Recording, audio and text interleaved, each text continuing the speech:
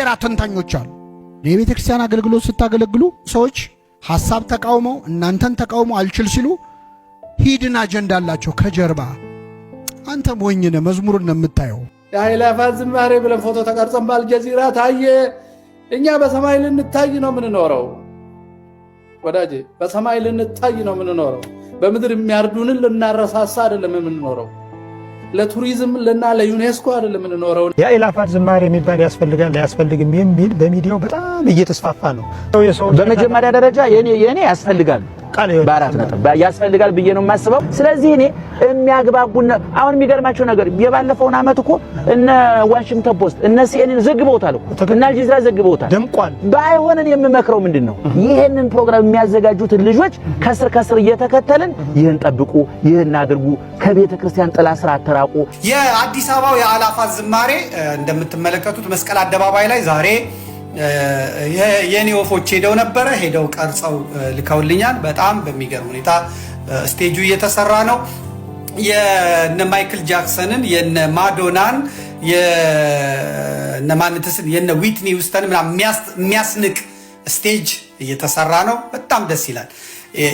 የናይት ክለቦችን ላይት ሁላ እንደሚጠቀሙን የሰማሁት። ስለ አእላፋት ዝማሬ ዘመድኩን ያለውን ሰምታችኋል። አንዳንድ ሰዎች እዚህ ሀገር የሌሉ ሁሉም ባይተው እዚህ ሀገር የሌሉ ሰዎች ውጡና ጥቁር ልበሱ፣ እንዲህ አድርጉ፣ እንደዛ አድርጉ ምናምን እያሉ ነው። እኔ እኮ በጣም የሚገርመኝ አእላፋት ዝማሬን ለምን አንተ ሞኝነህ ትምህርቱን ከጀርባ ብዙ የሚሰራ አለ ሴራ ሚላል። ሰዎች ሐሳብ የሚቃወሙት ሐሳቡ ጥሩ ስላልሆነ ሳይሆን ሐሳቡን እነሱ ስላላመጡት ነው። ከነሱ ስላልመጣ ነው።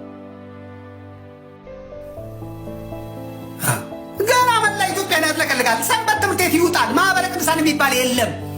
ያው ጳጳስ ነኝ እያለ ምናምን የሚለው ይገፋል፣ በአፍጢሙ ይደፋል። አዲስ ስርዓት አዲስ ባህል ነው የሚመጣው። ጠብቅ። አሁን እኮ አእላፍ ዝማሬ ላይ የሚወጣው 100,000 ሰው እንኳን ቢወጣ እኮ 49 ሚሊዮን 900 ሺህ ክርስቲያን ቀርቶናል። እንዴት ነው አጥብበን የምናስበው ይሄንን? እንዴ ጥምቀቱ እኮ የጃል ሜዳው ጥምቀት የጎንደርን ድምቀት አደበዘዘው።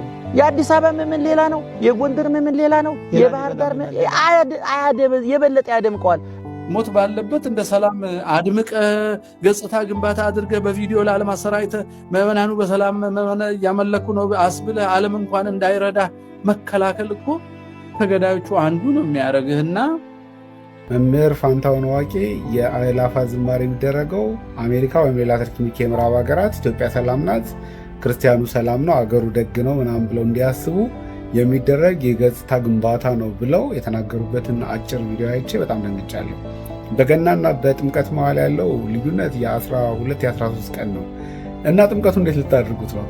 መንግስት ከፈለገ ገጽታ መገንባት ካማረው ጥምቀት አለለት አይደል እንዴ? ከአእላፋት ዝማሬ ጋር በተገናኘ በጣም ብዙ ሰዎች በውስጥም እየጻፋችሁልኝ ነው። ሐሳቤን በግልጽ ላስቀምጥ። ይሄን ሐሳብ ሳስቀምጥ ግን ከብዙዎቻችሁ ጋር እንደምንጋጭ ግን ተስፋ አደርጋለሁኝ። ግን ሐሳብ ስለሆነ የሐሳብ ለውጥ አይከፋም። ከአእላፋት ዝማሬ ጋር ምንድን ያለ አቋም የሚል ነው። እኔ ከዝማሬው ጋር ችግር የለብኝም። ዛሬም ነገም ደጋግሜ የምናገረው ነገር ከአእላፋት ዝማሬ ጋር ችግር የለብኝም። ልጆቻቸውን አታደንዝዙ። ሰንበት ትምህርት ቤትና ማህበራት አታረሳሱ። መናገር ካልቻላችሁ ሁኔታው የማይፈቅድላችሁ ከሆነ ነጭ ለብሳችሁ አትጨፍሩ፣ ጥቁር ልበሱ፣ እዘኑ፣ አልቅሱ። በእግዚአብሔር በኩል ተናገሩ። ለዓለም ባትናገሩ ለእግዚአብሔር ተናገሩ። ምንም እንዳልሆነ አታስመስሉ። ብልጭልጭ ፖስተር ለጥፋችሁ ህዝብ አታሳስቱ። እሺ አእላፋት ዝማሬ ቀረላችሁ፣ አሁን ቆመ። ጥምቀቱ እንዴት ልታረጉት ነው? መስቀሉ እንዴት ይሁን? ወይስ በቃ ክርስቲያኑ እንድፍንፍን ብሎ በዓል አያክብር አይውጣ አለው አይበል ይረሳ? እምነቱን ወጉን ባህሉን ይርሳ ይተው? ከዚያስ ስለ ነፍሳችን እናንተ ዋስ ትቆማላችሁ? የኦርቶዶክስ ቤተክርስቲያን ይመለከተናል የሚሉ አስተዳዳሪዎችም ካህናትም ሰንበት ትምህርት ቤቶችም አባቶችም ስለ እልቂታችን በያሉበት ሀገር ሁኔታና ሕግ መሰረት ማቅረብ፣ መናገር፣ መግለጥ መጀመር አለባቸው። 38 ዓመት እልቂት ደከመን፣ በቃን። የሆነ ቦታ መቆም አለበት። ጠይቃለሁ። ምንድነው ፖፕ ፍራንሲስ ላንተ ያደረጉ? ምንድነው ለምንድን ነው የተጠራኸው? ለምንድን ነው የሄድከው? ቴዎሎጂ ያለህ አንተ ከቅድስት ሥላሴ መንፈሳዊ ኮሌጅ ተመርቀሃል። ከቅዱስ ጳውሎስ ኮሌጅ ተመርቀሃል። ከአባ ሰላማ ከሳቴ ብርሃን ተመርቀሃል። ምንድነህ አንተ? ከማህበረ ቅዱሳን የበጎ ሰባኪ አገልጋይ ከመሆኑ ውጭ በየትኛው መዋቅር አልፈ ነው? እየጠየኩ ነው። እኔ ጥያቄን መልስ ነው የምፈልገው።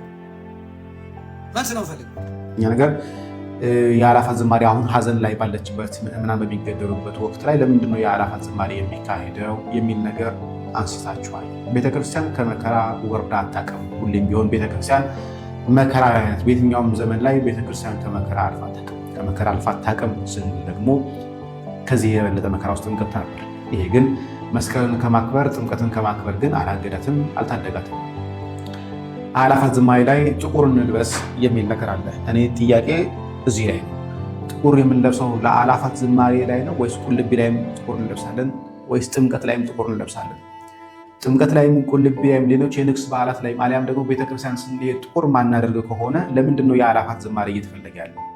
የአእላፋት ዝማሬ እኮ በዓለም ደረጃ የሚሰራጭ ነው ካላችሁ፣ ኦኬ ጥምቀትም እኮ በዓለም ደረጃ የሚሰራጭ በዓል ነው። ከዚህ ጥምቀት ላይም የአእላፋት ዝማሬ ላይ ልናደርግ ያሰብነውን ጥቁር ልብስ ጥምቀት ላይ የምናደርገዋለን? ይሄ እኔ እንደ ጥያቄ መመለስ ያለበት። ለምንድን ነው ፎከስ እየተደረገው አእላፋት ዝማሬ ላይ? ከጥምቀትም የአደባባይ በዓላችን ነው እና እዛ ላይ ጥቁር እንለብሳለን ወይስ አንለብስም? ይሄ እናንተ መመለስ ያለባችሁ ነገር ነው ብዬ አስባለሁ።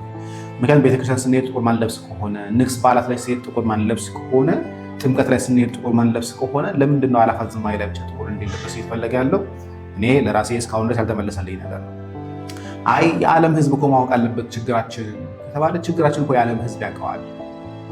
የትግራይ ጦርነት እኮ የዓለም ህዝብ እኮ በተለያየ ሰላማዊ ሰልፍ አውቆታል። ግን ምንድን ነው ያደረገው?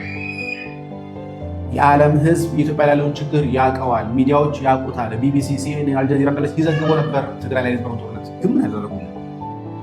አማራ ላይ ያለውን ጦርነት እየዘገቡት ነው። ግን አስቆሙልን። ካላስቆሙልን ይሄ ሁሉ መከራ እየደረሰ ይሄ ሁሉም የህዝብ እያለቀ እየተገደለ እያወሩ በሚዲያ ተዘግቦ ዝም ከተባለ ምንድን ነው የምንጠብቀው ነው?